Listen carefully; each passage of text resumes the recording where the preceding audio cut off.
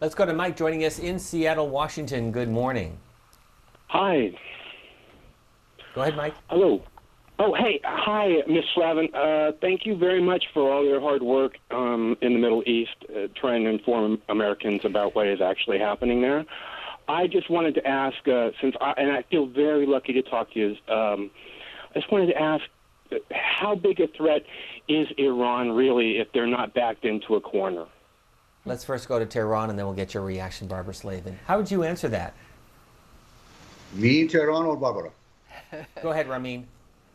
Okay, I suppose the only effect of this rhetorical war is proxy wars. Yes, I do agree that there might be some intensification of proxy wars between Iran and Saudi Arabia, Iran and America in the region, but not confrontation. Iran is not a threat. In fact, Iran, from nuclear point of view, has been defanged by negotiations and the deal, nuclear deal, joint comprehensive plan of action, whatever they call it.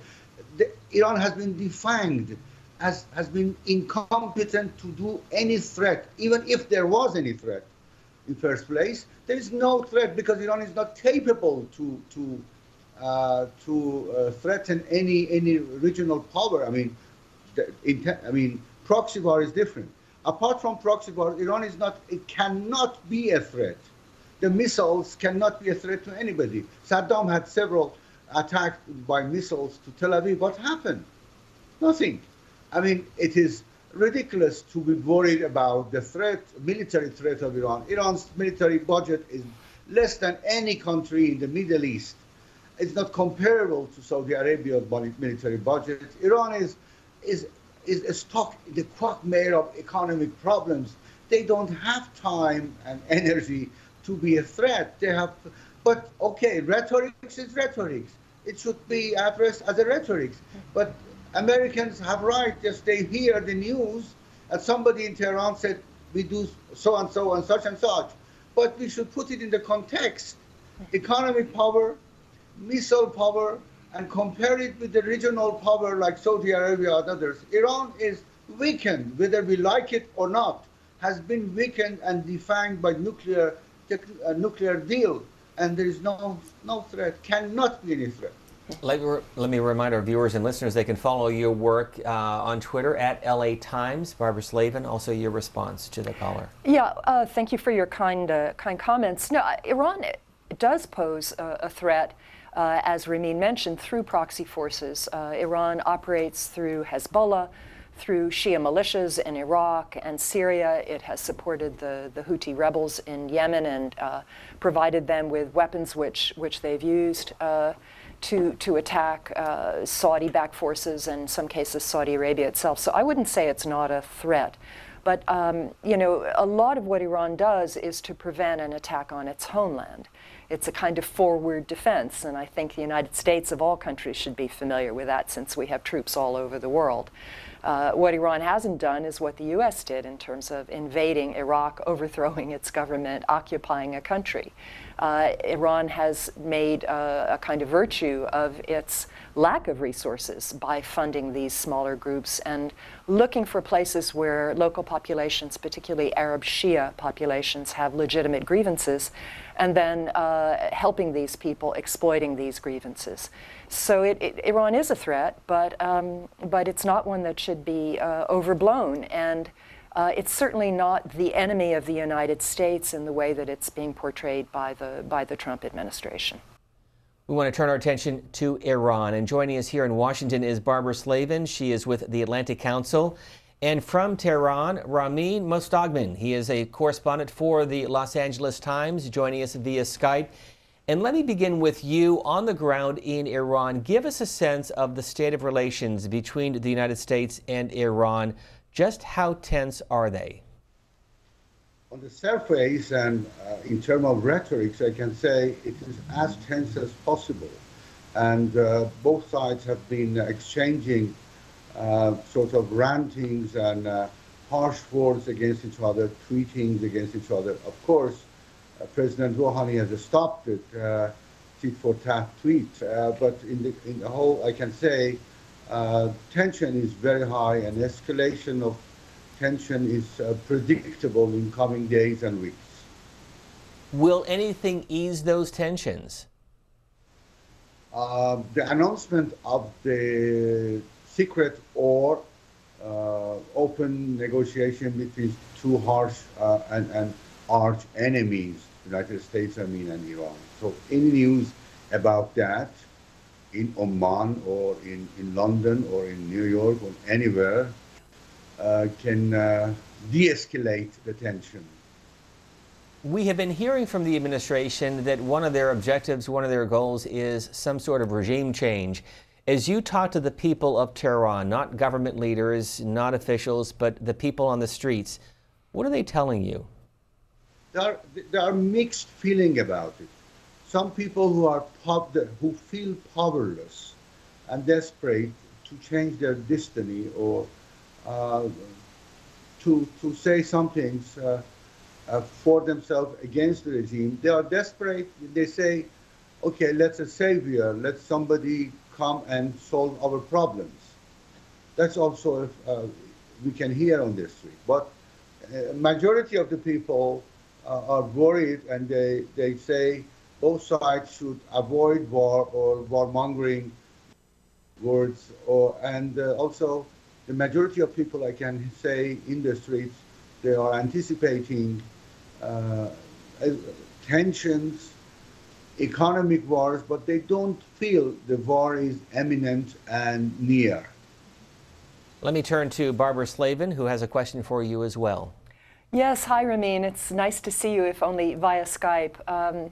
I think a lot of concern is over the collapse in the currency. Yeah? I see that that $1 is now 100,000 rials, which is just incredible. When I first started going, I think it was 10,000 rials. How are people coping with the collapse? Is this just panic? You know, what can stop? And would it be news about talks of some sort that would stop the collapse? First of all, let me correct you. It's more than 10,000 2 months or 100,000 rials now, because in some cases, hour by hour, hourly changed. It's not daily, and it is a record for dollar and euro and other hard currencies. And I think people are panicked because for them it's an index of tension. It's index of anticipating bad days to come. It's an index for dire economy, and it's index that their country, their government, their theocracy, whatever they have elected or not elected, are losing economic war unless they come with something that we don't see in the horizons.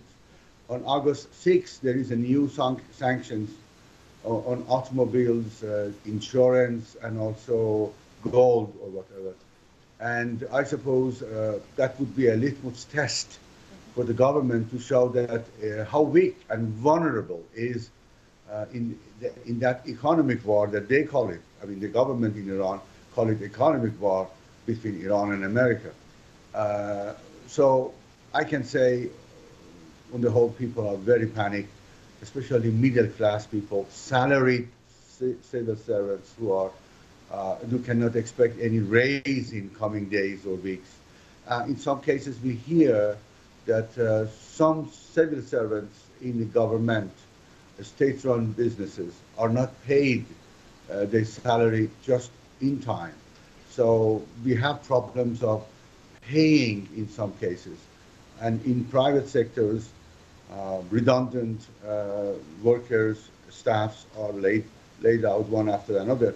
So we have troops of unemployed people, and these troops will be increased in coming days.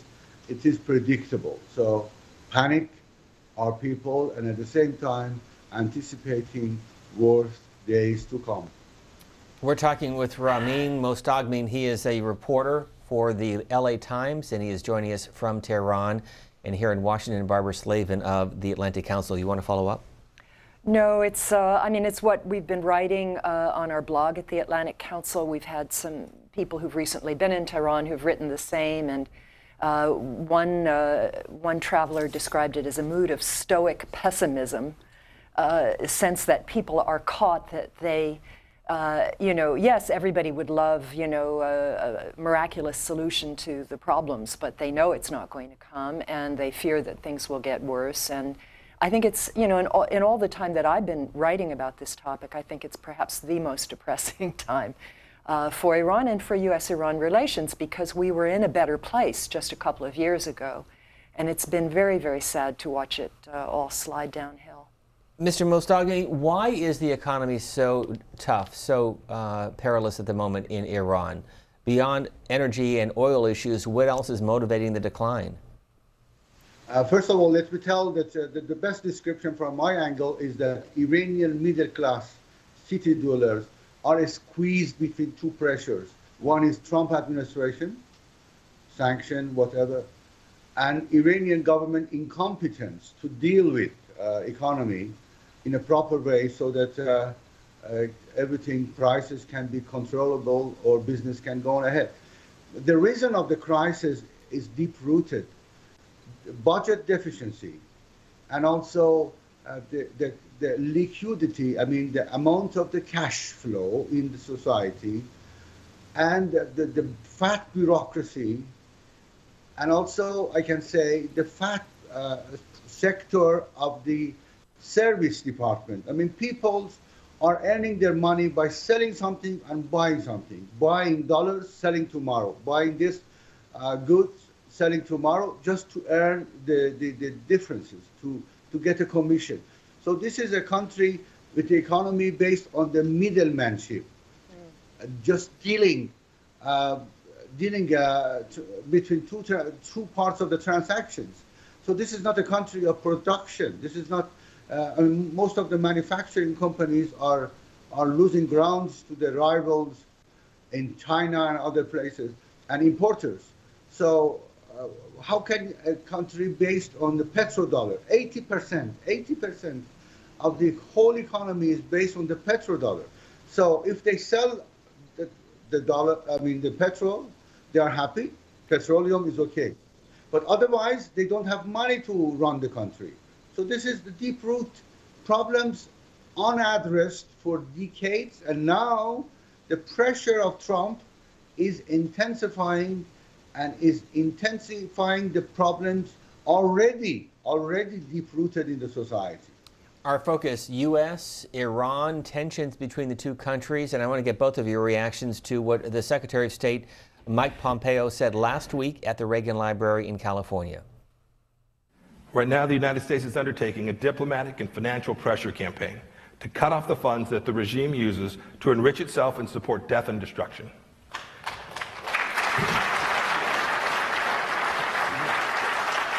We have an obligation to put maximum pressure on the regime's ability to generate and move money, and we will do so. At the center of this campaign is the reimposition of sanctions on Iran's banking and energy sectors.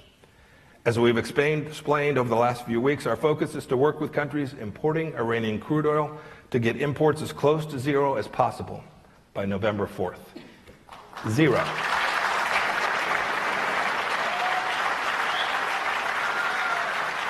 Recently, as part of this campaign, we designated the Bahraini Shia militia terrorist organization Saraya al-Ashtar, and with the UAE, we have jointly disrupted a currency exchange network that was transferring millions of dollars to the IRGC. And there's more to come. Regime leaders, especially those at the top of the IRGC and the Quds Force, like Qasem Soleimani, must be made to feel the painful consequences of their bad decision-making. The speech by the Secretary of State Mike Pompeo, and our phone lines are open. 202 is the area code, 748-8000. That's our line for Democrats, and 202-748-8001 for Republicans. You can send us a tweet, join the conversation on Facebook, or join us on our line for Independents at 202-748-8001. Ramin Mostaghim, who's joining us from Tehran, he writes for the LA Times. Let me begin by getting your reaction to what the Secretary of State Mike Pompeo said last week. As far as I can see, the reality on the ground tells me that what Mr. Pompeo and President Trump says, it is exactly opposite. It is not the regime that is feeling the hurt, is hurt and feeling the pain. In fact, the people in the streets are they are paying the consequences of the further sanctions. So people are squeezed. People are paying the consequences, not the regime. It has nothing to do. And this sanctions, pressure, whatever they call it, it is against the daily life, daily routine of the people in the streets, and it is painful, and the pain is felt by the people, and the indexes shows that, yes, it is hurting everybody, but not the regime. Barbara Slavin? Yeah, I would agree. I mean, you know, the government has a monopoly on the hard currency. So if the value of the Iranian rial drops, it doesn't make any difference. They still have the same dollars. Now, maybe oil exports will be reduced, but they will still have a monopoly of control over hard currency, which means that those that are privileged by the government will do okay, and ordinary people are the ones who are going to pay the price, just as Ramin said. I found Secretary Pompeo's speech disturbing on a number of grounds. This is an administration that came in, the first thing it did was impose a ban on visits by most Iranians to this country, which was a tremendous blow against ordinary Iranians and against Iranian Americans who want to have their family members come and visit when a child is born, when there's a wedding, when there's a funeral. These things are all now almost impossible. And then it's coupled this with casting uncertainty over the nuclear agreement, really ever since President Trump was elected, even though Iran is in compliance with this agreement. And so the people of Iran are paying the price. Iranian Americans are paying the price. And Secretary Pompeo is talking about squeezing the regime. I think these policies will strengthen the most hardline elements in Iran, the most repressive elements, the ones that have access to the cash, the Islamic Revolutionary Guard Corps. So I find it wrong-headed and cruel, and I do not understand, you know, the point of it. Are we supposed to reach some sort of new nuclear agreement with Iran? Well, that's what President Trump has said. He has suggested that, but if you look at the list of demands that Secretary of State Pompeo put forward in his very first speech as Secretary of State on May the 21st, I mean, I called it Mission Impossible. He was demanding that Iran change pretty much every policy that has been a pillar of its governance since 1979. And perhaps, okay, you could say he's taking a tough stance at the beginning and there will be compromise later, but I see no sign of it. And who's paying the price? Ordinary people. By the way, we take a deep dive into the 80-year relationship between the U.S. and Iran on our podcast, The Weekly. It's available on our website at cspan.org. An expert from the Middle East Institute looking at everything from the Shah, his first visit to the U.S.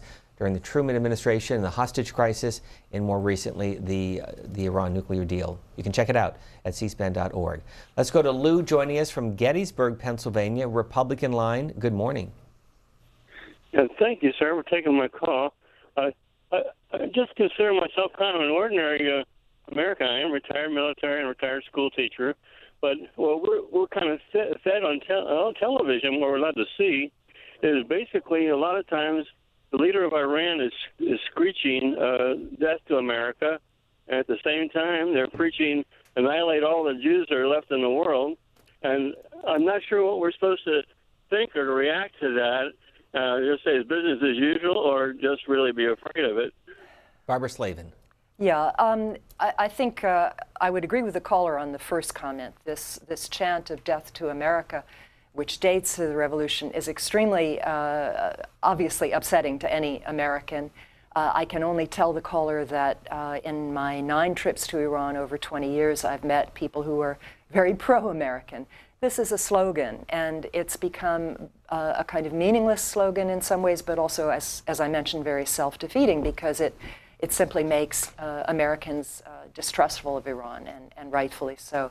As to his second comment, that is incorrect. Iran is opposed to the government of Israel as it's currently constituted. It's never called for the annihilation of Jews.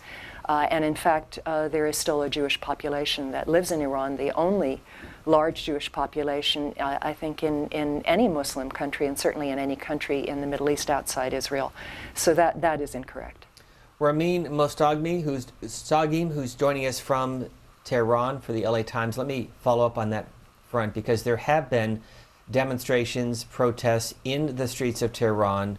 What is motivating these people, and what are they protesting against? First of all, I sympathize with the caller. Personally, as an Iranian, I apologize for any death to America, and I'm very sorry when my fellow countrymen and women they shout these things. But I want just to assure this, American citizen who has called you that it is a ritualized the anti-American slogan like "Death to America" or "Down to America," whatever. It is ritualized on a different ceremony, Friday prayers, and also whenever we have the anniversary of the takeover of the American embassy, which wrongly they call it den of espionage. It is ritualized, and as like any ritual, it has lost its meaning and raison d'être. There is no reason to shout "Death to America" when Mr. Zarif had a negotiation with John Kerry and others. So when you even "Death to Israel" is meaningless because sometimes they protest and also they ask for the debt that Israel owed to the former regime, and they got that debt. For example, the former regime has exported oil to Israel, and when the regime collapsed, the content of the pipeline between Tehran and Tel Aviv was inside, so they evacuated the oil, and that cost money, and they called for getting the compensation, and they got it. So it means that even the arch enemy, apparently arch enemy, they are doing it because when you recognize, when you protest to something as an enemy, you recognize a status quo, that the enemy is there. So even the existential threat, as Netanyahu tries to say, there's no existential. This is rhetoric. They just are prisoners. I want just to say in Iran, the officials, they are prisoners of their own rhetorics that they have entrapped themselves from the beginning of the revolution and turn out to be a ritualized anti-American, which is baseless, meaningless, and outdated. But this is part of the daily job of some organized groups just to justify and legitimize the anti-Americanism, which is part and parcel of the rhetoric of this ideological regime, theocracy. So it should not be taken serious at all. Let's go to Mike joining us in Seattle, Washington. Good morning. Hi. Go ahead, Mike. Hello. Oh, hey. Hi, Ms. Slavin. Thank you very much for all your hard work in the Middle East, trying to inform Americans about what is actually happening there. I just wanted to ask, and I feel very lucky to talk to you, I just wanted to ask, how big a threat is Iran really if they're not backed into a corner? Let's first go to Tehran, and then we'll get your reaction, Barbara Slavin. How would you answer that? Me, Tehran, or Barbara? Go ahead, Ramin. Okay, I suppose the only effect of this rhetorical war is proxy wars. Yes, I do agree that there might be some intensification of proxy wars between Iran and Saudi Arabia, Iran and America in the region, but not confrontation. Iran is not a threat. In fact, Iran, from nuclear point of view, has been defanged by negotiations and the deal, nuclear deal, joint comprehensive plan of action, whatever they call it. Iran has been defanged, has been incompetent to do any threat, even if there was any threat in first place. There is no threat because Iran is not capable to threaten any regional power.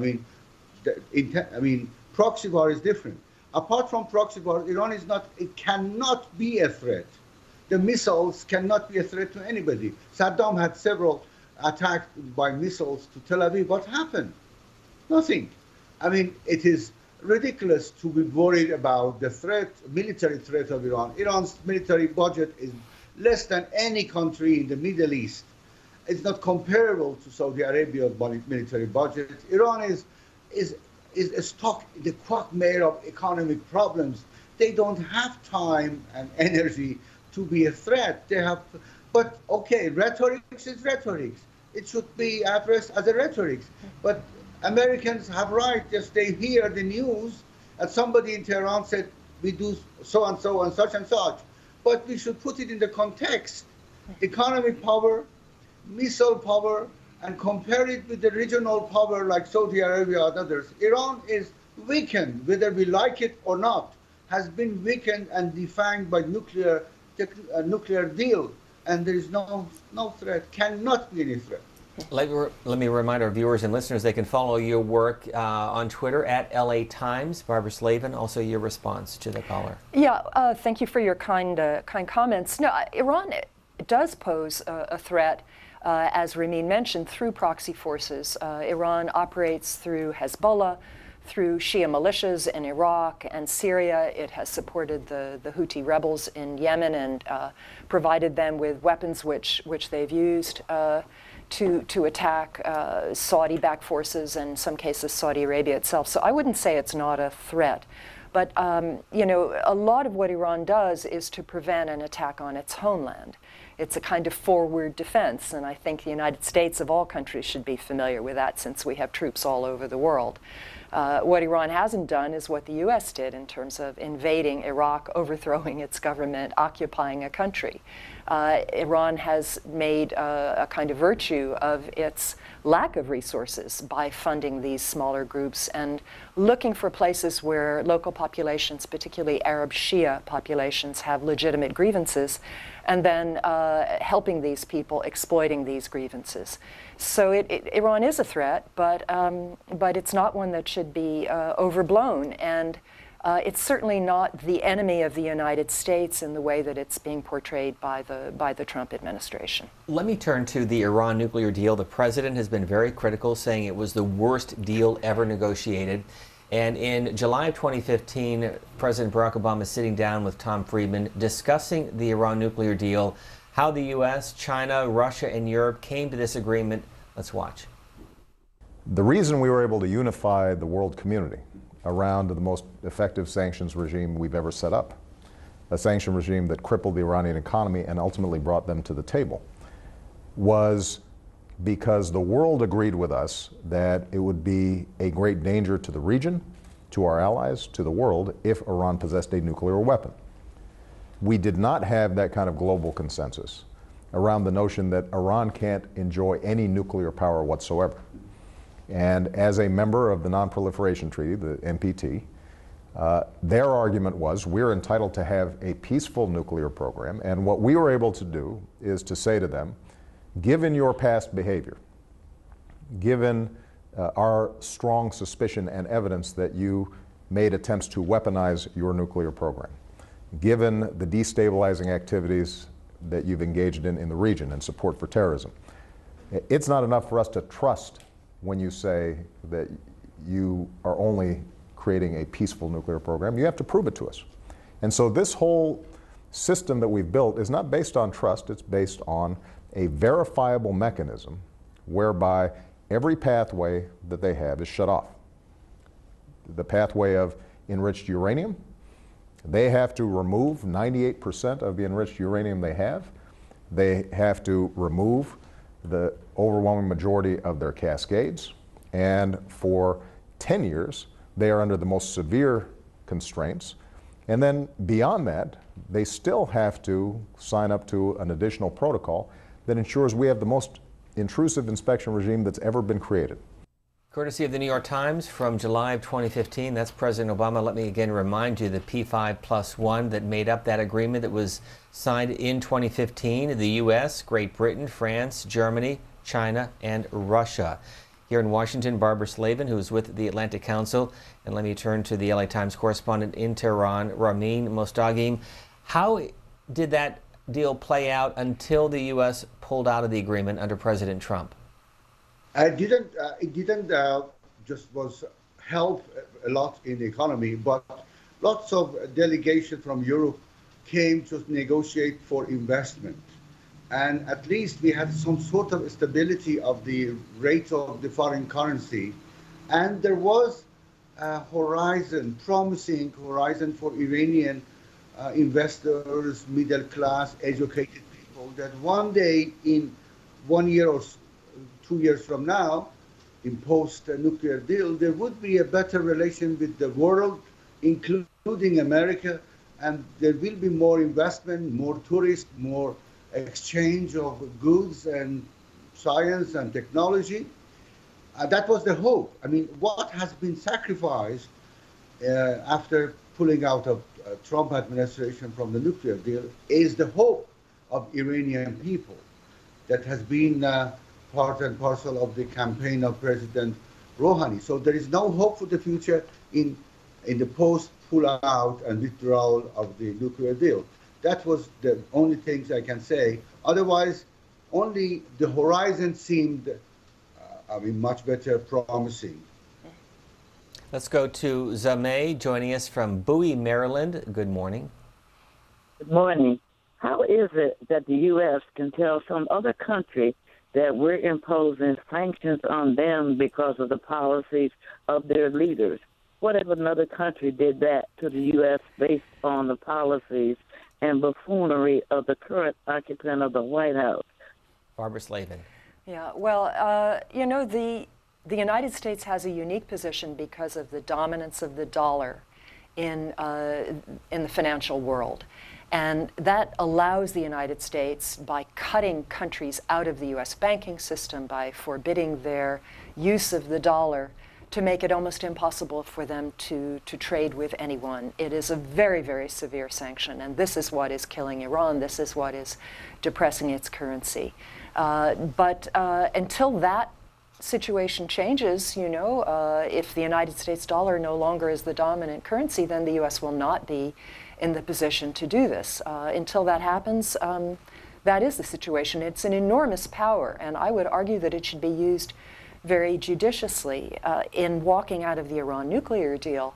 The United States is alone on this. Iran was complying, and U.S. allies are very, very angry and upset about this, but there isn't much that their companies can do. If you're a giant multinational company and you have to weigh your business in the United States versus your business in Iran, you're going to choose the United States. You're not going to threaten your trade with the world.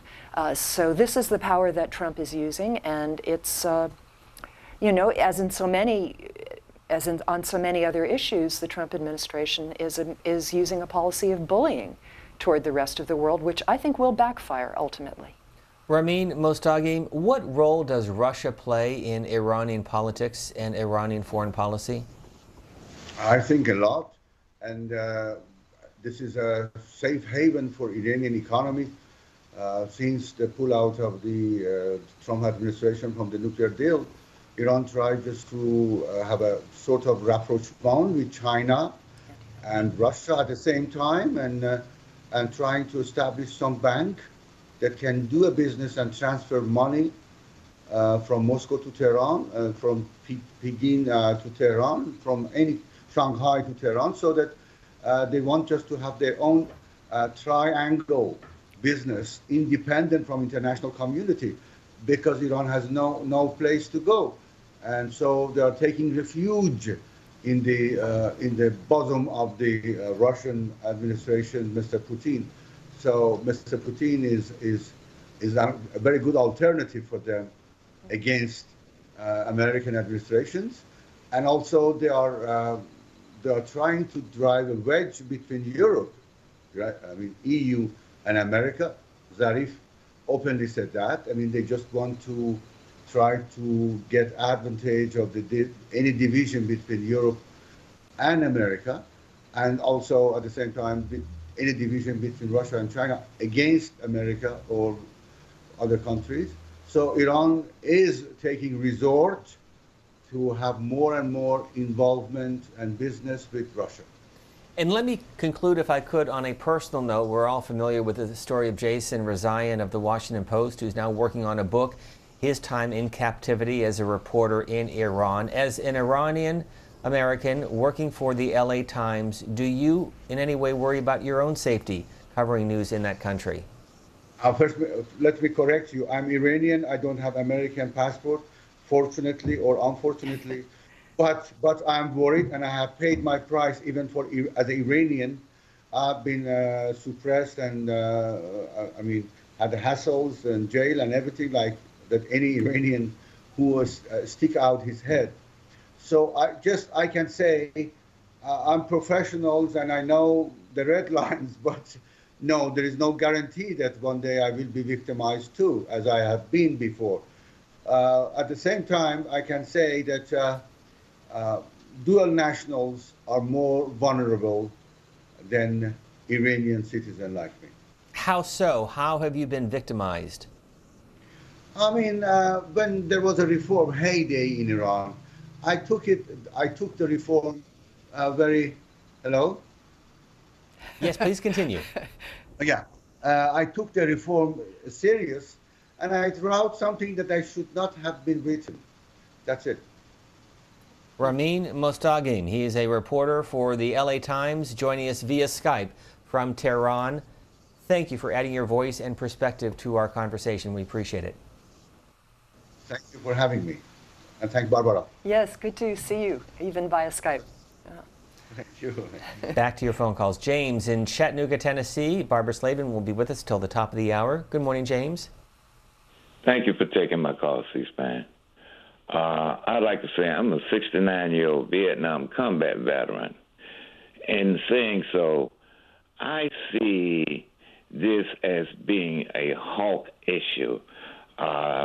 The White House staff, the White House period, has to have some enemy. And if you go back and you brought in the videotape of what President Obama, along with 5 other countries, negotiated, not alone, but with 5 other allies, negotiated this deal. And then you go back to the video and you see where you had former candidate Trump saying that Obama would start a war in order to get reelected. And it's all there. It's out in the open that he said himself that Obama would start a war with Iran. Yeah, well, the President of the United States has said a lot of things that are not true, so that's just one of them. But you make a very good point. This was an agreement that was negotiated by the permanent members of the UN Security Council plus Germany and Iran. It's codified in a UN Security Council resolution. It has an elaborate mechanism of verification, periodic meetings by the countries that negotiated it to check on compliance. And, everything was going smoothly until President Trump decided that he wanted to first undermine it and then walk away from it. So I don't understand the administration's justification for this. If you want to improve on the agreement, then you go back and you say, let's start a new round of negotiations. Let's talk about what happens, for example, in 2030 when the restrictions on the amount of low-enriched uranium that Iran has are supposed to expire. It was perfectly possible to do that. And in return, you could offer some further incentives to Iran to extend the agreement or expand the agreement. Instead, the Trump administration simply tore it up and walked away. And now the whole future of the agreement is in doubt. We have this tremendous instability and concern now within Iran. We don't know what it's going to lead to. I mean, it may lead to chaos. It may lead to another failed state in the Middle East. Is that really in the interest of the United States? Or is it in the interest, perhaps, of some countries in the region, like Saudi Arabia? I think these are things that we have to think about. And it's just my hope, given how erratic the president is and how he seems to have these mood swings, that he may come back to a place where he decides that actually there is a basis for talking to Iran and the U.S. comes back into the agreement. If not Trump, then hopefully his successor will do that because, while it was hardly perfect, it was an agreement that put verifiable restraints on Iran's nuclear program and avoided the prospect of a devastating war. The other partners in the agreement, Great Britain, France, Germany, China, and Russia, are they still proceeding with this agreement? All the other parties are doing their best to proceed, but the problem is that the trade-off in the agreement was Iran curbs its program, it gets sanctions relief, it gets economic benefits. And because of the U.S. dominance of the financial markets, countries like Britain, France, Germany, others in the European Union are having difficulty providing those assurances. Their banks won't deal with Iran, their companies are pulling out. And as Ramin pointed out earlier in the program, that's left Iran no place to go but China and Russia and some other countries that are willing to try to evade the sanctions. So it's self-defeating on a number of levels. I mean, do we really want to increase Russian and Chinese economic power in the world? One other factor we haven't mentioned, and that's the impact on gasoline prices, which is direct. The price of oil has gone up from about $60 a barrel to about $75 a barrel. And that's been reflected in the prices that Americans pay at the pump. And I think you can draw a straight line between the administration's Iran policy and the rise in oil and gas prices. And I think American consumers should think very seriously about the impact of that on their bottom line. Our guest is Barbara Slavin, who for many years covered diplomatic and UN and foreign policy issues for USA Today, also for the Washington Times, and now is with the Atlantic Council as a director of the Future of the Iran Initiative. Jim is joining us, Claremore, Oklahoma, Republican line. Good morning. Morning. Well, it's a little bit appalling that you don't have someone on both views of the issue instead of having Obama played and these two people that are clearly on the Muslim side of this issue. To say that Iran is anything like a normal country and they just want to have peace and all that stuff is ridiculous. They're the biggest country that sponsors terrorists in the world. No other country takes hostages and acts like they did. They have threatened Israel. The Quran says in it that to deceive the non-believers, which these people are trying to do. The American is not. She mentioned that America is alone in being against the Iran deal, which is false, and the only ones that think it's a good deal is those in the UN, like in Europe, which are being overrun by. You put a couple of issues on the table. We'll give Barbara Slavin a chance to respond. Yeah. The countries that, we were talking about the countries that negotiated the agreement, and all of them remain in support of it except the United States. The only countries that have expressed some support for the Trump administration's policy have been Israel, Saudi Arabia, and the United Arab Emirates. And in fact, Secretary of State Pompeo was questioned about this on Capitol Hill last week, and he was asked who was supporting you on this, and he could only mention Israel, Saudi Arabia, and the United Arab Emirates. It suits their purposes to minimize Iranian influence, to make Iran weaker, because they are involved in direct or indirect clashes with Iran in the region. And look, you know, if the United States wants to support those countries against Iran, that is a decision that the president has made. President Obama thought it would be better to have a more balanced policy. And you talk about some of the things that Iran does. I mean, I don't want to engage in what they call whataboutism, but you know, the leader of Saudi Arabia took several hundred businessmen hostage and kept them in a hotel in Riyadh for several months until they gave him billions of dollars. You know, the United Arab Emirates supports proxies and employs mercenaries in Yemen. Saudi Arabia is bombing Yemen back into the Stone Age. It's the biggest humanitarian disaster in the world, and the United States is helping him. So, you know, there are many policies that countries have that are objectionable. If you look at human rights abuses, I mean, I would argue that North Korea is even worse. I mean, they have concentration camps with hundreds of thousands of people in them, but the President of the United States called Kim Jong-un an honorable man. So, you know, I think that we have to see Iran for what it is. We have to recognize aspects of the government that are certainly very objectionable. We've talked about many of them already here. But we also should not exaggerate and hype, because if you exaggerate a threat, as I think the caller is, for example, the threat of Islam or Muslims, if you exaggerate the threat, then you're not going to be able to develop realistic solutions. And I don't understand why the United States has to have enemies in this way. Cold War is over. Soviet Union is no more. We don't have any peer competitors except perhaps for China in economic terms. And I just don't think it suits American interests to have a constant policy of hostility. toward countries that don't always share our views. And you mentioned the Secretary of State. He did testify before the Senate Foreign Relations Committee. We carried it live. It's on our website. There was this exchange.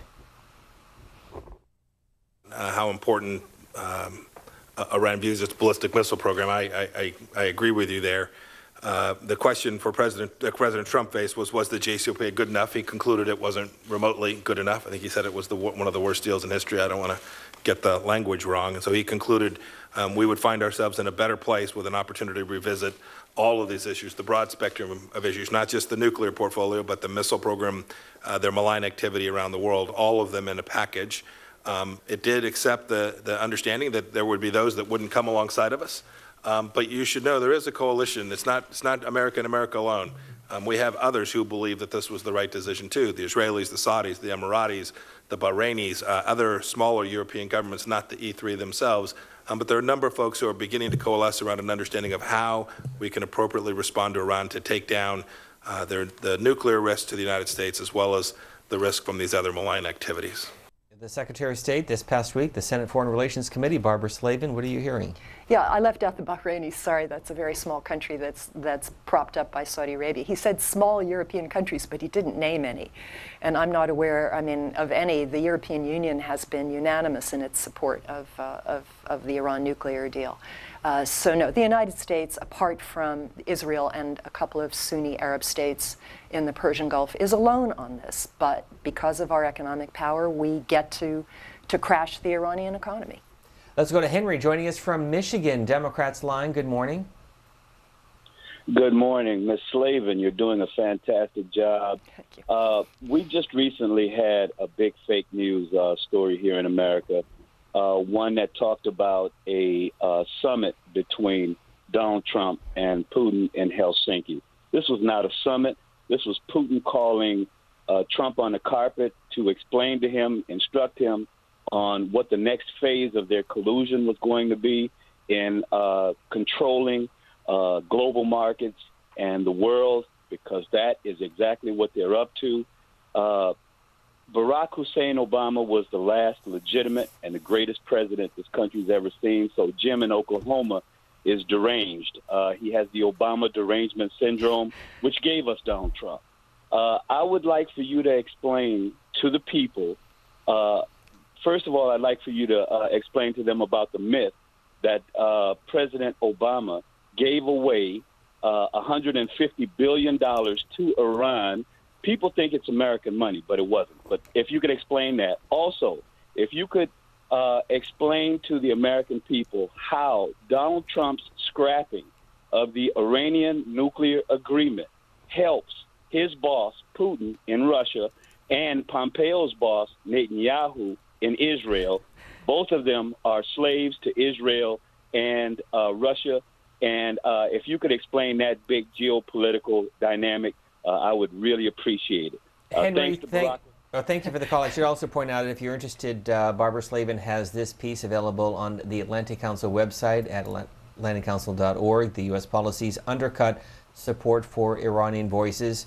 To Henry's point from Michigan, or points? Yeah, I'm not sure I would use quite the same language that you do, Henry. But thank you for the question about the money. Iran, because of U.S. sanctions that were imposed under the Obama administration, and that, by the way, had almost universal support, which was why they were very effective at the time, Iran's oil revenues were bottled up in foreign banks in places like China, Japan, South Korea. And so there were about $150 billion worth of oil revenues that Iran couldn't get access to.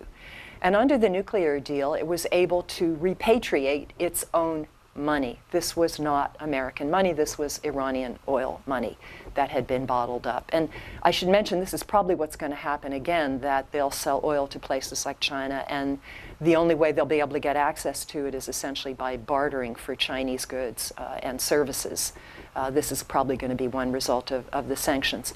There was an amount of money, I think it was about $1.8 billion, that was sent to Iran, and this was in settlement of an old dispute over weapons that the Shah of Iran had bought and that were never delivered because of the 1979 revolution.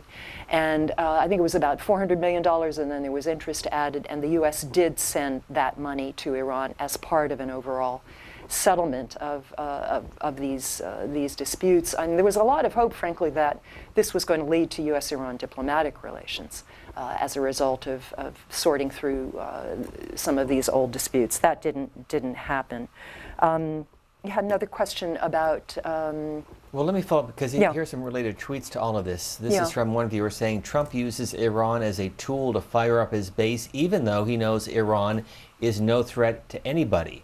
And another comment from James Ard saying, I'd like to be friends with Iran, but not while they are ruled by America-hating religious fanatics. And then finally from Skeets saying, Iran is the most evil country on the planet. Yeah, well, I think, language like that does no one any good. And as I say, if you hype something, then how can you possibly come up with any kind of solution? I mean, if the President of the United States can sit down with Kim Jong-un, he can sit down with anyone, in my view. I remember now the other question was about whether this was helping Russia, helping Putin, and so on. It's certainly helping Russia, and it's certainly helping Saudi Arabia because it's increasing the price of oil. We had an event at the Atlantic Council, if people are interested, it was about a week or so ago, on oil and the sanctions. And the conclusion of the experts was that if the sanctions are successful, it's going to cause a dramatic rise in oil prices, which will really cause problems for, may put European countries into recession, might even dent that fabulous 4% growth rate that the president is bragging about every day. But of course, if the sanctions are not that successful, then Iran can struggle, get through, and will not feel the need to come back to the negotiating table. So it's kind of, you can't really win in this kind of situation. You're going to have to sacrifice one goal or the other. Deborah, you're next from New Jersey, Independent Line with Barbara Slavin here in Washington. Go ahead. Yeah, hi. I just wanted to put out there just for the American people, because I think there's a lot of miseducation on the issue. They're taking electronic sound bites from fast, media bites, and even from the political establishment. Pompeo, Bolton, and Trump. All they do, they're overextending themselves everywhere. And we have occupations everywhere. I mean, look what we're doing in Saudi Arabia. Saudi Arabia beheads people, talk about human rights violations. Yemen, it's the biggest humanitarian disaster ever. They're bombing the heck out of Yemen with our bombs, with our military equipment, with the refueling of American planes in the air. Look what we've done in Syria under various pretensions. The Palestinians, the most recent. The Israelis, they just shoot them down for protesting, a simple protest. Their economic and social rights have been completely devastated over the past occupation. We go everywhere. Instead of making friends and commerce and peace, we do the opposite. So I really have a problem with the Trump administration. But also there was this new book. It's called 9/11, How America Changed, put out by DovelinePress.com. And I just think this is interesting, Barbara, because this is quoted in the book. It said, after 9/11, Iran worked with the United States to get rid of the Taliban in Afghanistan, including paying for the Afghan troops serving under the U.S. command. Iran helped establish the U.S.-backed government and then contributed more than $750 million to the reconstruction of Afghanistan. In 2002-2003, the country of Iran showed interest in greater dialogue with America, but it was labeled part of an axis of evil. Now the Trump administration also blames Iran, not Israel, Saudi Arabia, and indeed the United States for Middle Eastern instability. And this is quoted and footnoted from the Joint Expert Statement on Iran. Deborah, I'll stop you there and we'll get a response. Yeah, thank you, Deborah. I mean, I've written about this at length. I wrote a book about 10 years ago called Bitter Friends, Bosom Enemies, which is all about missed opportunities between the United States and Iran, and it talks a lot about the post-9/11 period, which in my view was still the biggest missed opportunity, because you had at that time an Iranian government that was interested in better relations with the United States, that made common cause with the United States in Afghanistan. Iran was the only country in the Middle East where people, certainly only Muslim country in the Middle East, where people spontaneously demonstrated in support of the United States after 9/11. So there were major mistakes that were made by the George W. Bush administration. Of course, the biggest one was invading Iraq. which effectively opened that country to Iranian influence by overthrowing the government of Saddam Hussein. So, you know, Iran does many things that I would disagree with. I am, you know, the support for the Assad regime, which is certainly one of the most brutal in the world, is not something I could ever support. There are other groups that Iran supports, Hamas, Palestinian Islamic Jihad, which have committed acts of terrorism, Hezbollah, which has committed acts of terrorism. So, you know, I think we have to see Iran with clear eyes, but to call it the most evil country in the world, to pretend that others do not also do things that destabilize the region, that affect human rights. Yeah, I mean, Israel shoots unarmed Palestinian demonstrators, as we have seen, but Secretary of State Pompeo is giving speeches about Iranian protests and putting the spotlight on Iranians who have been arrested for demonstrating in that country. So, you know, every government decides how it wants to proceed and picks its enemies, quote unquote, in a way that it thinks will suit its narrative. And let me again remind you from a week ago, the president on Twitter in all caps writing the following quote, to the Iranian President Rouhani, never ever threaten the United States again or you will suffer consequences the likes of which few throughout history have ever suffered before. We are no longer a country that will stand for your demented words of violence and death. Be cautious. And then the response from the Iranian foreign minister who said, color us unimpressed. Let's go to Bob joining us from Tennessee. Good morning. Yes, I'd like to know what side these people really are on. Yes, Israel is our best friend. And they asked Obama after they gave that money if it would be used for terrorism. And guess what the man said? Yeah, and he said it. It probably will be. And yeah, well, I don't think that's what Obama said. And as I pointed out, we didn't give Iran anything. It got access to its own oil money. And I think all of us, or at least I am, on the side of U.S. interests. The problem is that that is defined differently depending on the individual, I guess. From Virginia Beach, Julie is next. Independent Line, good morning. I have a question. You know how Donald Trump is trying to sway the middle class, because that's basically what's going on. The difference between the Russians and the media in this country trying to say that they want to impeach the Democrats, want to impeach Donald Trump and sway the people. What is the difference between what Donald Trump is doing and what the Democrats are doing? And I just wondering is that all you say it's just a way of redistribution of wealth when you give one country money to protect another country, and they just go on and go on. Thank you. Again, going back to the issue of the money and the $150 billion. And we had a tweet also saying, why didn't we just transfer electronically the picture of sending the cash back to Iran? Bad optics. Oh, yeah. This was the $1.8 billion that I referred to. That was the settlement for the weapons that Iran had bought under the Shah. Well, the reason the United States had to send cash is because we have no banking relationships with, no American banks have any links to any Iranian banks, and not even for authorized purposes. And this was a decision that was taken actually before Obama came in by the Bush administration in 2008. It cut Iran out of any dollar transactions. So the only way was to send them cash, and I believe they sent euros and other currencies that Iran could use. This program is carried on the BBC Parliament channel. We welcome our viewers and listeners in Great Britain, including Daniel, who's joining us from Melbourne, England. Good afternoon. Oh, very nice. Hi. I had a general point to make that over the last 50 years, trillions of dollars and other currencies have gone to all these countries in the Middle East and Iran from the U.S. motorists and from the European motorists. So in return, what we get is terrorism and immigration in mass amounts, because you reproduce very fast in the Muslim countries. My question is that why should you have any say here about what Donald Trump is doing? I mean, essentially, you just have to take it. If you say that the Iranian regime is a rogue regime, then just accept Donald Trump and his policies. That's my question. Daniel, thank you. Well, we have a democracy the last time I checked, so no, I don't have to accept these policies as being in the interest of the United States. But I agree with the caller's remark about gasoline and oil use, and frankly, the sooner we all get off, fossil fuels, the better, and none of these countries will be able to exert much power over anyone. So what's next? It's a really good question. I don't think, despite the tweets in all caps, that we're going to go to war with Iran.